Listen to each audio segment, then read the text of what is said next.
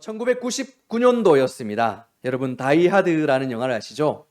모든 남성들의 마음을 불타게 만들었던 브루스 윌리스라는 그 놀라운 우리 형님께서 새로운 영화로 다가오셨습니다. 바로 식스 센스라는 영화였죠.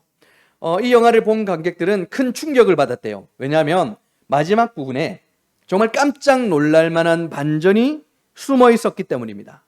이 영화는 마지막에 있을 그 반전 때문에 유명해졌고 또 흥행했어요. 자, 그런데 이 영화가 또 흥행한 또 다른 이유가 한 가지가 있습니다. 그게 뭐냐면 실제로 미국에서 있었던 일인데요. 영화를 다 보고 나온 남자 한 명이 영화를 관람하기 위해서 줄을 쓴 관람객들에게 브루스 윌리스는 유령이다라고 외쳤기 때문이에요. 여러분, 이 영화의 마지막 반전이 뭐냐면 바로 주연을 맡았던 이 브루스 윌리스가 유령이었다라는 거예요. 여러분, 영화를 보시면 아내가 남편에게 너무 냉랭해요. 남편이 뭘 물어보는데도 대답을 하질 않아요. 영화를 보는 내내 두 사람의 관계가 별로 좋지 않나? 아내는 남편을 사랑하지 않는가?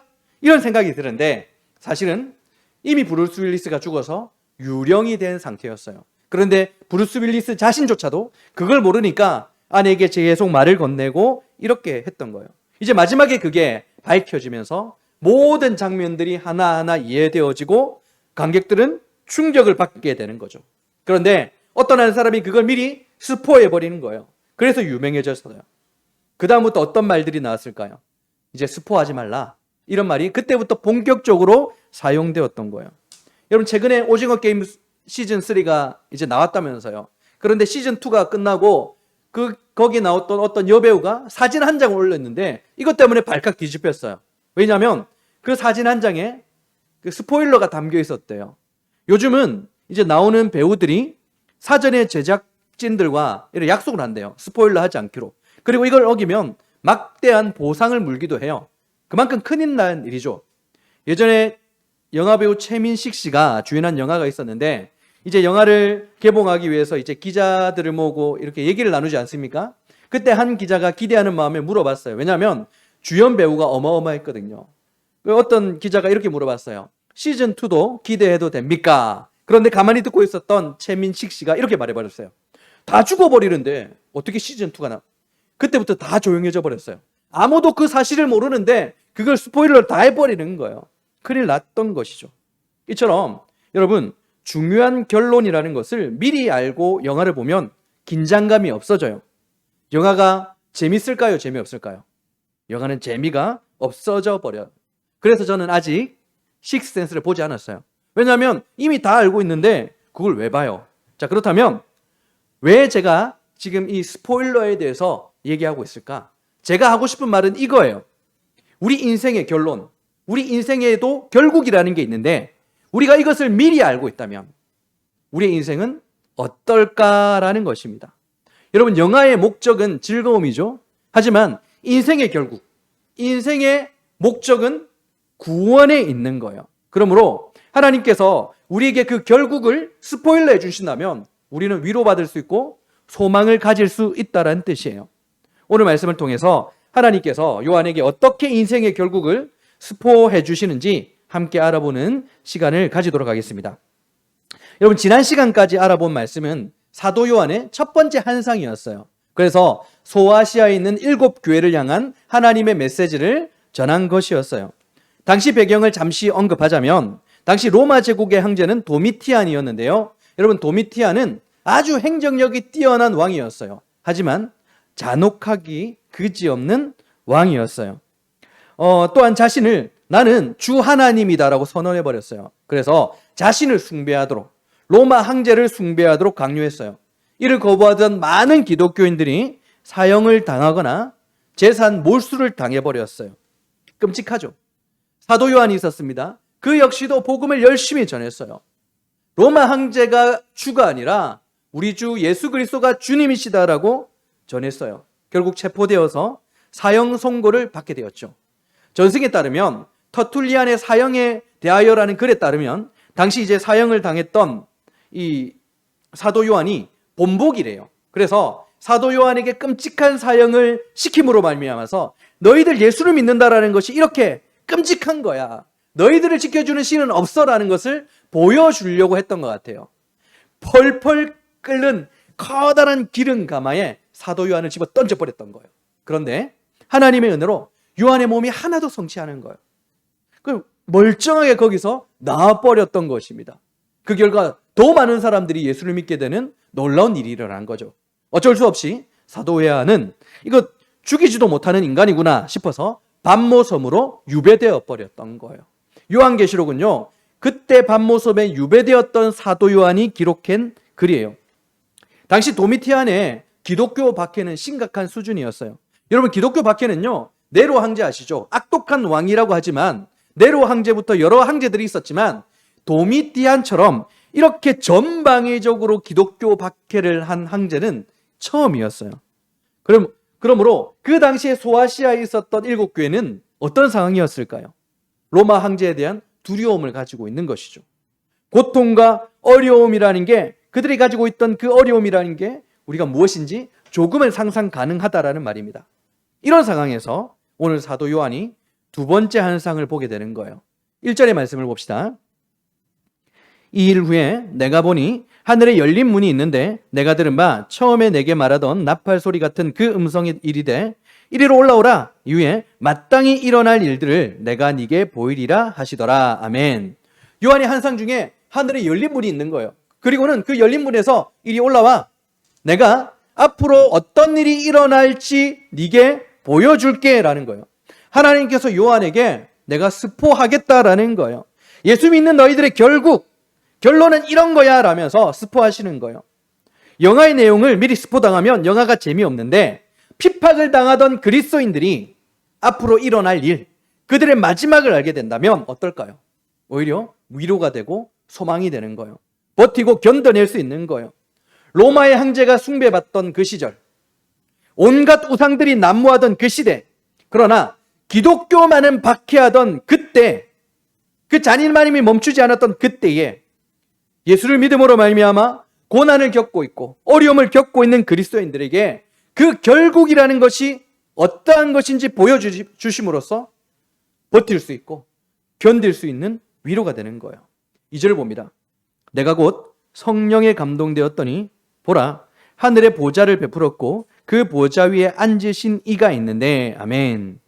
여러분, 당시 로마의 황제는요, 자신의 권세와 권위와 능력과 자신의 영광을 나타내기 위해서 자신의 자리, 옥자로 만든 자리를 크고 으리으리하게 만들었어요. 그 자리는 로마의 황제만이 앉을 수 있는 자리였어요. 그곳에 앉아서 내가 바로 로마 황제다, 내가 바로 하나님이다, 그것을 뽐내고 있었다라는 거예요. 그러나 사도 요한이 오늘 무엇을 봤다라는 것입니까? 이 땅이 아니라 하늘에 계신 하나님께서 보좌에 앉으신 거예요.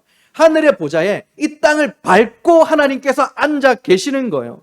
여러분, 도미티아는 자신이 왕인 줄 알고 그렇게 우쭐거리고 있지만 하늘의 보좌에서 땅을 밟고 앉으신 그 하나님께서 만왕의 왕이시오 만주의 주이심을 보여주고 있는 거예요. 땅에서는 도미티안이 황제 노릇하고 있지만 땅 위에 있는, 하늘에 있는 하나님께서 바로 왕이시오 주시라는 것을 설명하고 있는 것이죠. 여러분, 하나님은 왕이세요. 만왕의 왕이세요. 만주의 주세요. 하나님께서 이 세상의 주인이시고 이 세상을 하나님의 뜻대로 운행하고 계시는 거예요. 여러분, 이게 어떤 의미인 줄 아세요? 하나님께서 여러분들의 왕이시고 여러분들의 주인이세요. 만왕의 왕이시오 만주의 주세요. 이게 우리에게 어떤 의미로 다가오세요? 어떤 의미가 되어야 돼요? 여러분, 이 사실이 우리에게 어떤 의미가 되냐면 나에게요, 여러분들에게 가장 큰 영향력을 끼치는 분은 바로 하나님이라는 뜻이에요. 다시 말해서 내 삶에는 주권자가 있는데 그는 로마 황제가 아니라 세상의 환경이 아니라 만왕의 왕이신 하나님이시라는 거예요. 도미티안도 하나님의 발 아래에 있는 비참한 자라는 뜻이죠. 여러분, 어린아이들에게는요, 부모님들이 가장 큰 영향력을 끼치는 존재들이죠. 그래서 그 부모가 어떠한 교육 철학을 가졌고 어떠한 성향을 가졌냐에 따라서 아이들이 크는 삶의 방향이 달라지기도 해요. 왜냐하면 부모의 영향력이 절대적이기 때문이에요. 제가 한 번씩 말씀드렸지만 저희 가정에 좀 어려움들이 많았잖아요. 그러다 보니 저도 그렇고 아내도 그렇고 건강과 안전에 대해서 너무 민감한 편이에요. 저희는 좀 민감한 편이에요. 유달리, 유별리. 당연히 이 안전과 건강에 대한 민감한 편이라서 아이들에게 그대로 영향이 갈 수밖에 없겠죠. 저희 첫째가 유치원생이었을 때였어요. 그 유치원에서는 가끔씩 체험학습을 가는데 한 번은 유기농 딸기 그 농사를 짓는 데를 체험학습을 간 거예요. 여러분, 유기농이잖아요. 아이들이 그곳에 가서 잘 익은 딸기를 먹으면 얼마나 맛있겠어요. 잘 익은 딸기가 손으로 대충 닦고 그냥 입에 넣는 거예요. 정말 맛있게 먹었겠죠. 그런데 유독 한 아이가 먹지 않습니다. 누가요? 제가요. 저를 닮아 그래요. 이걸 물로 씻지 않았다고 해서 안 먹었던 거예요. 저희 그런 건강과 안전에 대한 유별남이 그대로 영향을 끼쳤던 거예요. 마찬가지예요. 하나님은 우리의 왕이세요. 하나님은 우리의 주인이세요. 우리의 주권자세요. 하나님이 우리의 삶에 절대적인 영향력을 끼치시는 분이시라는 것입니다. 도미체한 황제가 아무리 이 땅의 건세가 대단해도, 우리를 위협해도 우리 삶의 주권자는 누구요? 오직 하나님이시라는 거예요. 그러므로 우리의 삶에 영향력을 끼치시는 하나님, 그분이 누구신지가 우리에게 너무 중요한 거예요. 3절입니다. 앉으신 이의 모양이 벽옥과 홍보석 같고 또 무지개가 있어 보좌에 둘렸는데 그 모양이 녹보석 같더라. 아멘. 하나님의 형상을 묘사하고 있어요. 벽옥이다, 홍보석이다, 그리고 녹보석이다. 이게 아니고 같다, 비슷하다, 그렇게 보인다라고 설명하고 있죠. 여러분, 이것은 보석의 빛나는 모양을 말하고 있는 거예요. 밝음을. 여러분, 보석은 찬란한 빛을 발하고 있잖아요. 이런 보석의 눈부신 빛깔은요, 하나님의 순결하고 완전한 거룩을 상징하고 있는 거예요. 그래서 8절에서 보면 천상의 존재들도 하나님을 향하여 거룩하다 거룩하다 고백하고 있는 거예요. 하나님은 이처럼 티 없고 죄가 없으신 분이라는 것을 말씀해 주고 있는 것이죠. 그리고 보좌 위에 무지개가 둘렀다고 하잖아요. 여러분, 무지개 하면 뭐가 떠오르세요? 창세기 9장을 보시면 대홍수가 있었잖아요. 그리고 노아가 홍수가 끝난 후 땅을 밟고 살게 되었는데 비가 올 때마다 어떤 걱정을 할까요? 이 비가 또 홍수가 되는 거 아닌가? 이런 두려움을 가질 수밖에 없는 거예요. 그래서 이런 두려움을 가진 노아를 위해서 하나님께서 무지개를 주시면서 언약하시는 거예요. 내가 다시는 물로 심판하지 않겠다. 그래서 노아는요, 비가 올 때 무지개를 볼 때마다 하나님께서 물로는 심판하지 않는다라고 약속하셨어. 이 말씀을 믿고 두려움을 가지지 않을 수 있게 되는 거예요. 그러므로 무지개가 가진 상징이 뭐냐? 바로 긍휼과 자비라는 거예요. 하나님의 긍휼과 자비. 여러분, 우리의 삶에 절대적인 영향력을 끼치시는 하나님은 거룩하신 분이세요. 그리고 자비와 긍휼이 풍성하신 분이라는 거예요. 거룩하신 하나님은 죄와 함께 하실 수가 없죠. 우리는 본래 죄인이었기 때문에 하나님께 나아갈 수가 없는 거예요. 그러나 하나님께서 우리에게 자비와 긍휼을 베풀어 주셨죠. 당신의 독생자 예수를 통해서, 그의 희생을 통해서 우리를 거룩한 하나님의 자녀로 맞아 주신 거예요. 빌립보서 3장 20절입니다. 그러나 우리의 시민권은 하늘에 있는지라 거기로부터 구원하는 자 곧 주 예수 그리스도를 기다리노니. 아멘. 저와 여러분은 하늘의 시민권을 가진 자래요. 하늘에 속한 자래요. 로마 시민권을 가진 자들이 감히 꿈꿀 수 없는 하나님의 백성들이 되었다라는 것을 우리에게 가르쳐주고 있는 것이죠. 예수를 믿음으로 말미암아서 우리는 더 이상 이 땅에 속한 자들이 아니라 하늘에 속한 자들이 되었어요. 우리를 움직이는 것은 하늘의 법이지 이 땅의 법이 아니라는 거예요. 로마 시민권을 가진 자들이 아무리 특권을 누리고 있는 것처럼 보여도 하늘의 시민권을 가진 자에 비하면 아무것도 아니라는 거예요. 여러분, 우리는 그리스도의 은혜로 하나님의 거룩한 백성이 되었다라. 나는 하늘의 시민권을 가졌다. 이것을 잊지 말아야 되는 거예요. 여러분, 마틴 로이스 존스 목사님께서 이런 말씀을 하셨어요. 잘 들어보세요. 하나님의 교회가 어둠과 좌절의 상태에 빠지는 것은 언제나 교회가 교회로서의 정체성을 잊어버리고 하나님을 의지하는 법을 잊었기 때문이다. 제가 다시 한번 읽어드릴게요. 하나님의 교회가 어둠과 좌절의 상태에 빠지는 것은 언제나 교회가 교회로서의 정체성을 잊어버리고 하나님을 의지하는 법을 잊었기 때문이다. 여러분, 로이드 존스 목사님께서 하시는 말씀이 뭐예요? 교회가 어둠에 빠지는 이유는, 교회들인 저와 여러분들이 어둠에 빠지는 이유는 정체성을 망각하고 하나님을 의지하지 않았기 때문이다라는 거예요.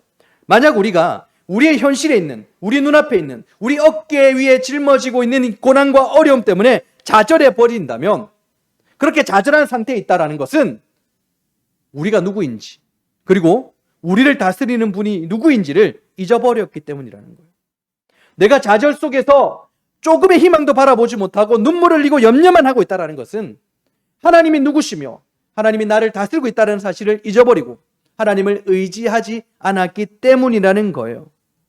여러분, 하나님께서 왕의 왕이심을 믿습니까? 하나님이 우리 인생에 절대적인 영향력을 가지신 주권자이심을 믿습니까? 그렇다면 고난과 어려움이 있다 할지라도 우리는 하나님의 백성이기 때문에 하나님을 의지해야 되는 것입니다. 여러분, 고난과 어려움, 고통, 슬픔, 염려, 걱정이라는 것은요, 인생과 떨어지지 않는 것들이에요. 누구나 다 겪고 있는 거예요. 여러분, 사도 바울도 자기에게 가시가 한 가지 있다라고 고백했었죠. 그래서 몸에 있는 그 가시를, 고통과 고난을 해결해 달라고 하나님께 간절히 간구했어요. 그런데 하나님께서 그것을 허락하셨어요? 거절하셨어요? 거절하셨어요. 바울이 3번이나 간절히 기도했는데 하나님께서 그것을 허락하지 않으셨어요. 여러분, 왜 사도 바울이 가지고 있던 그 고난과 어려움을 하나님께서 해결해 주지 않으셨을까요? 하나님이 주권자이신데. 고린도후서 12장입니다. 12장 7절부터 10절까지. 여러 계시를 받은 것이 지극히 크므로 너무 자만하지 않게 하시려고 내 육체의 가시 곧 사탄의 사자를 주셨으니 이는 나를 쳐서 너무 자만하지 않게 하려 하심이라. 이것이 내게서 떠나가게 하기 위하여 내가 3번 죽게 간구하였더니 나에게 이르시기를 내 은혜가 네게 족하도다. 이는 내 능력이 약한 데서 온전하여짐이라 하신지라. 그러므로 도리어 크게 기뻐함으로 나의 여러 약한 것들에 대하여 자랑하리니 이는 그리스도의 능력이 내게 머물게 하려 함이라. 그러므로 내가 그리스도를 위하여 약한 것들과 능욕과 궁핍과 박해와 곤고를 고통과 어려움들을 기뻐하노니 이는 내가 약한 그때에 강함이라. 아멘. 여러분, 하나님께서 바울이 가졌던 그 고난과 어려움들과 영려들 해결해 달라고 기도했을 때 하나님께서 외면하신 이유가 어떤 이유 때문입니까? 바로 하나님만 의지하도록 만들기 위해서라는 거예요. 우리도 약할 때 하나님을 더욱 의지하면 하나님의 능력이 우리의 삶을 통해서 드러나게 된다라는 약속의 말씀이라는 거예요. 그래서 하나님은 때때로 우리가 가지고 있는 어려움들, 이 고난과 아픔들을 즉시 거두어 가지 않음으로써 우리가 끝까지 하나님만 붙들도록 하고 계시는 거예요. 하나님께서 우리에게 있는 고난과 어려움을 가져가지 않으시는 이유가 바로 여기 있는 거예요. 왕의 왕이신 하나님께서는 충분히 바울의 그 가시를, 그 고난을 없애실 수 있었지만 더 큰 영적인 유익을 위해서 그대로 두셨던 것입니다. 여러분들에게 고통과 어려움, 문제가 무엇입니까? 하나님께서 그 문제를 해결하지 않으시고 그대로 두신 이유가 바로 여기에 있는 것입니다. 우리의 고난도, 눈물 나는 우리의 비참함과 어려운 그 순간도 하나님의 선한 목적 가운데 허용될 때가 있다는 것을 기억하시기 바랍니다. 그러므로 내가 아플 때 더욱더 하나님을 의지함으로 왕의 왕이신 하나님의 능력을, 그 은혜를 경험할 수 있는 저와 여러분들이 될 수 있기를 주님의 이름으로 축원드립니다. 여러분, 하나님께서 요한을 통해서요, 하나님께서 만왕의 왕이다, 만주의 주시다라는 것을 스포하시는 이유가 뭘까요? 네가 믿고 따르는 하나님이 누군 줄 아니? 안다면 끝까지 나를 의지해야 돼 라는 이거예요. 하나님만 바라보도록 하시기 위해서, 하나님만 의지하도록 하시기 위해서죠. 저와 여러분은 왕의 왕이신 하나님을 믿고 있죠. 우리의 삶의 절대적인 주권자이신 거룩하신 하나님을 믿고 의지하면서 그분께서 주시는 은혜와 그 능력을 의지하여 살아갈 수 있기를 바랍니다. 자, 이제 4절에서 8절의 말씀도 보도록 하겠습니다. 요한계시록 4장 4절에서 8절. 무슨 말인가 모르겠죠. 한번 읽어봤는데, 그죠? 또 보좌에 둘려 24보좌들이 있고 그 보좌들 위에 24장로들이 흰옷을 입고 머리에 금관을 쓰고 앉았더라. 보좌로부터 번개와 음성과 우레소리가 나고 보좌 앞에 켠 등불 7이 있으니 이는 하나님의 7영이라. 7영은 성령을 말씀드린다고 벌써 얘기했습니다. 보좌 앞에 수정과 같은 유리 바다가 있고 보좌 가운데에 보좌 주위에 4생물이 있는데 앞뒤에 눈들이 가득하더라. 여기서 눈들이 가득하다라는 것은 눈이 여러 개 있는 것을 말하는 것이 아니라 여러 곳을 볼 수 있는 통찰력을 가졌다는 의미예요.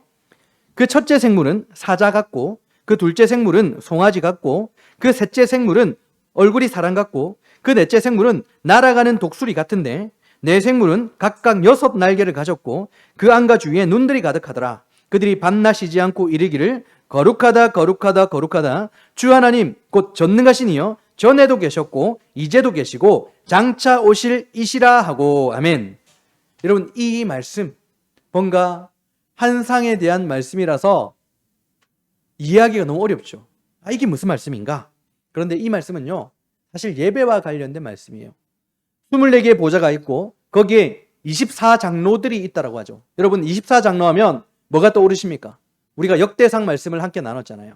역대상 말씀에 다윗이 예배와 관련되어서 24라는 숫자를 계속 사용했어요. 하나님을 매일 예배드리는 상번제를 위하여서 24반차, 그러니까 12장로들씩 24개의 조를 나누어서 매일같이 하나님을 예배하도록 만들었잖아요. 여기서 24장로라는 것은 매일같이 하나님을 예배하는 것을 상징하고 있는 거예요. 자, 그리고 여기는 또 다른 상징이 있는데요. 여러분 24라는 숫자 있죠. 10이라는 숫자가 뭐예요? 완전수예요. 24라는 숫자는 모든 하나님의 백성들을 말하는 거예요. 다시 24라는 숫자는 뭘 상징한다고요? 모든 하나님의 백성들이에요. 구약에 이스라엘의 12지파가 있었어요. 그리고 신약에 와서는 예수님의 12사도들이 있었죠. 12와 12가 합쳐지면 얼마입니까? 24예요. 옛 언약의 백성들과 새 언약의 백성들을 얘기하는 거예요. 그러므로 24는 모든 하나님의 백성들이에요. 결국 24장로가 의미하는 것은 무엇을 말하는 것입니까?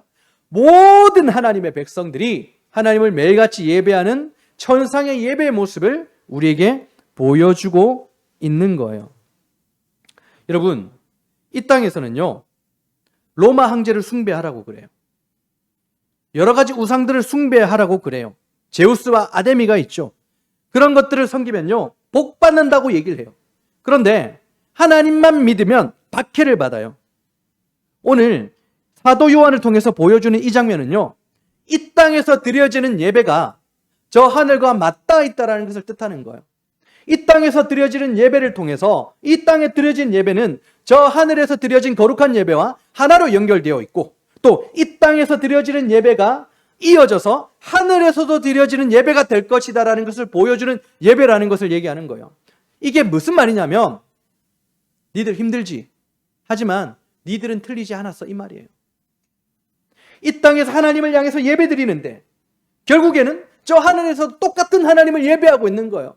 틀리지 않았다라는 거예요. 그렇다면 나머지들은 다 가짜라는 거예요. 다 엉터리라는 거예요. 하나님만이 유일한 신이시라는 거예요. 그러므로 그 가짜들은 하나님께 심판받게 될 것을 우리에게 말씀해주고 있는 것이죠. 자, 이어서 네 생물이 나옵니다. 네 생물. 이게 재밌어요. 각각의 형상이 사자와 송아지와 사람 얼굴 같은 형상이고, 그리고 마지막으로 독수리 형상이라고 하잖아요. 여기에는 여러 가지 해석들이 있어요. 그런데 재밌는 해석이 있어요. 유대 문헌을 보면 유대 역사학자들이 이런 해석을 한 게 있어요. 여러분, 이스라엘 백성들이 광야에 있었잖아요. 그때 광야에서 진을 치고 있었어요. 가운데는 성막, 즉 언약궤가 있는 성막을 중심으로 12지파니까 각 4지파씩 동서남북으로 진을 치고 이동하고 있었던 거예요. 여러분, 이게 어떤 뜻이에요? 하나님을 중심으로, 즉 예배를 중심으로 그들의 삶은 살아갔다는 뜻이에요. 그런데 그 당시에 유대 역사가들의 말에 따르면 동쪽에서는 사자 얼굴의 깃발이 있었대요. 서쪽에서는 항소, 남쪽에서는 사람 얼굴의 형상의 깃발, 그리고 북쪽에서는 독수리 형상의 깃발을 가지고 있었대요.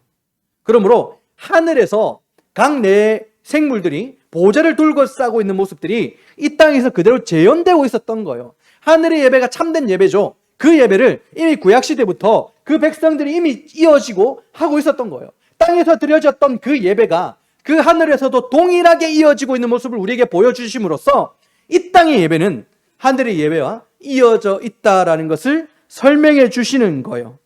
여러분, 이렇게 이 땅에서 우리가 하나님을 드렸던 예배는 끊어지지 않는 예배예요. 하늘에 맞닿아 있는 예배고 이어질 예배로 되는 거예요. 하나님께서 이걸 우리에게 스포해 주시는 거예요. 우리가 이 땅에서 예배하고 있어요. 그런데 저 하늘에서 결론적으로, 결국적으로도 예배하고 있는 모습이에요. 그게 결론이에요. 내가 틀리지 않았다라는 거예요. 여러분, 로마 황제를 숭배하면요, 그리고 여러 가지 우상을 숭배하면요, 삶이 단순해져요. 너무 쉬워져요. 우상을 섬기면 그때 당시에 길드라는 게 있었기 때문에 경제적인 이득을 취할 수도 있어요. 그런데 하나님을 섬기면요, 예수 그리스도를 주라고 고백하면요, 무지막지한 박해를 받게 돼요.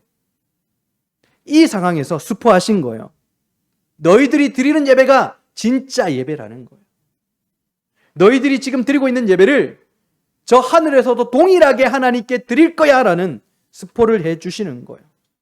황제를 숭배하고 우상을 숭배하면 목숨을 부지하고 경제적인 이득을 취득할 수 있겠죠. 그러나 그 영혼은 텅 빈 우상으로 말미암아 결국 멸망당하게 될 거예요. 그러나 예수님을 주로 고백하면 삶의 고난이 있을 수도 있어요.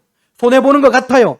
그러나 하늘에서 예배와 이어질 것이고 하나님께서는 영원한 생명과 승리로 우리에게 갚아주신다라는 거예요. 여러분, 이것이 하나님께서는 요한에게 스포해 주시면서 하나님을 믿는 우리의 삶, 하나님만 예배하는 우리의 삶이 옳다, 이것을 증명해 주고 있는 거예요. 하나님만이 참된 왕이시라서, 하나님만이 예배받으실 유일한 분이시라서 그것을 우리에게 스포해 주시면서 우리의 삶을 응원하고 있는 것이란 말입니다. 말씀을 정리하도록 하겠습니다. 여러분, 사도 요한이 하늘에 있는 문이 열리면서 보좌에 앉으신 하나님을 뵙게 되었습니다. 이 놀라운 환상은 이 땅에서 겪게 되는 그리스도인들의 혼란과 아픔과 고난과 시련 속에서 특별한 위로가 되는 환상의 모습이었어요. 왜냐하면 보좌에 앉으신 그분이야말로 만왕의 왕이시며 만주의 주, 우리의 삶의 주권자이심을 우리에게 설명하고자 하셨기 때문인 것입니다. 고난 가운데 있습니까? 그러나 성도들의 결국은 승리하게 될 것이다. 이것을 우리에게 보여주시는 것이죠. 뿐만 아니라 하늘에서 예배드리는 그 장면을 통해서 우리가 지금 드리는 이 예배, 우리가 마음을 다하여 드리는 이 예배는 결코 가치가 없는 것이 아니라 하늘과 이어지고 있는 예배, 우리가 제대로 된 어떤 모양을 갖추지 못했고 예배당이 좁고 초라한 예배를 할지라도 우리가 지금 마음을 다하여 드리는 이 예배는 하늘에서 영화롭게 올려드리는 그 예배와 하나가 되어 드려지고 있다는 것을 설명하고 있는 거예요. 그러면 우리의 예배 자세가 어떻게 되어야 되겠어요? 하나님만 바라보며 온 마음을 드려야죠. 예배자의 삶을 우리에게 보여주시는 거예요. 그러므로 사랑하는 여러분, 이제 이러한 진리들을, 하나님의 바라심과 하나님의 말씀을 우리의 마음에 새기고 결단해야 되는 거예요. 현재 우리의 고난이 아무리 커도, 우리가 겪고 있는 아픔이 아무리 크다 할지라도 하나님은 여전히 보좌에 앉으셔서 우리의 삶을 주관하고 계신다라는 것을 믿으시기 바랍니다. 하나님께서 이미 마지막 승리를 우리에게 약속하셨고 또한 우리에게 보여주셨습니다. 그러면 우리는 낙심하지 않고 만왕의 왕이신 하나님을 끝까지 의지하기만 하면 되는 거예요. 그러므로 무엇보다 예배의 자리를 목숨 걸고 지키시길 바랍니다. 힘든 상황에서도 예배자로 살아가시기를 포기하지 않길 바랍니다. 우리가 흘리고 있는 그 눈물, 그 예배를 통해서 하나님은 영광을 받으시고 우리에게 세임과 위로를 주시는 분은 바로 하나님이시라는 것을 믿으시길 바랍니다. 이제 우리 각자가 마음속으로 다짐하며 어떤 상황에서도 하나님께 나아가 예배하고 오직 우리 주님만 높이겠다라고 결단합시다. 보좌에 계신 하나님만 바라보며 끝까지 믿음으로 승리하는 우리 모두가 될 수 있기를 우리 주님의 이름으로 축원을 드립니다. 우리 함께 찬양하고 기도하는 시간을 가지도록 하겠습니다.